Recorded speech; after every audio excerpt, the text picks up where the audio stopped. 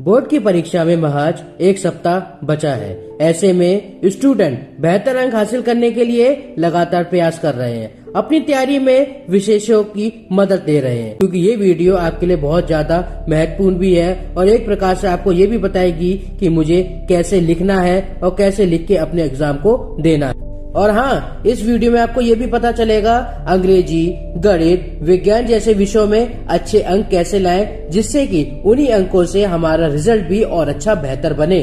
ये हर स्टूडेंट की मेंटेलिटी बन चुकी है कि वो कम समय में अच्छा पढ़ना चाहता है और ऐसा पढ़ना चाहता है जिससे वही चीज उसके पेपर में आए और एक प्रकार से वो अपने पेपर को अच्छी तरीके से कर सके। आज इस वीडियो में आपको यही पता चलेगा कि हम कम समय में अच्छे तरीके से कैसे पढ़ें और अपने पेपर को किस तरीके से करें कि हमें अच्छे अंक मिले। टिप्स नंबर 1, रसायन विज्ञान से संबंधित अभिक्रिया यानी रिएक्शन व गणित के सूत्रों को लिखकर याद करें, क्योंकि आप जितना ज्यादा गणित और रसायन विज्ञान के सूत्रों को लिखेंगे उतना ही ज्यादा आपको पेपर में लिखने में मदद मिलेगी।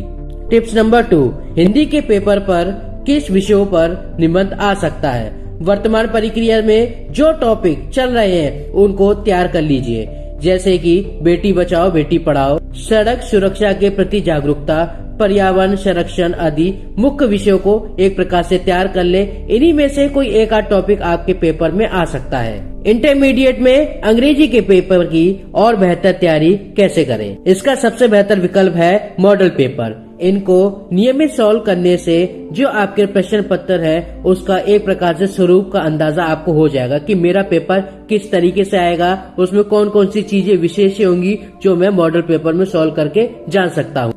विज्ञान जैसे विषयों में किस तरीके से अच्छे अंक मिल सकते हैं, ये बात हमेशा याद रखना।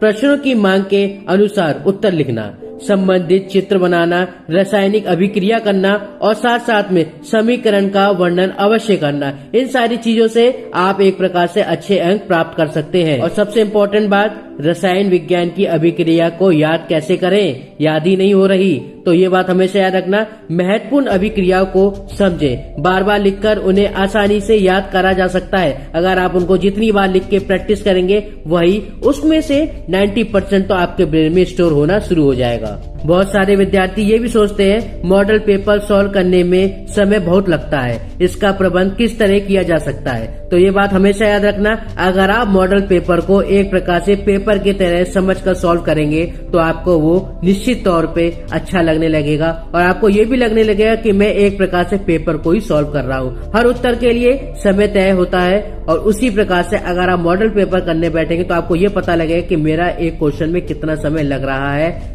और कितना समय मुझे इस क्वेश्चन में देना चाहिए। जैसे कि वीडियो के स्टार्टिंग में मैंने आपको बताया था, जितना ज्यादा आप लिख के प्रैक्टिस करेंगे उतना ही ज्यादा आपके लिए एक प्रकार से अच्छा रहेगा और आपके ब्रेन में वही सारी चीजें स्टोर होती रहेंगी जो आप लिख के देख रहे हैं और पेपर के टाइम में आपको बिल्कुल भी कठिनाई नहीं होगी। आप आराम से अपने पेपर को दे सकते हैं। और हाँ, अगर वीडियो आपको वाकई में पसंद आई हो तो चैनल को सब्सक्राइब जरूर कीजिएगा और लास्ट में आपको कौन से विषय में सबसे ज्यादा कठिनाई हो रही है उसको कमेंट बॉक्स में लिख के बताइएगा, जिससे कि उस विषय को और सरल बनाया जा सके। धन्यवाद।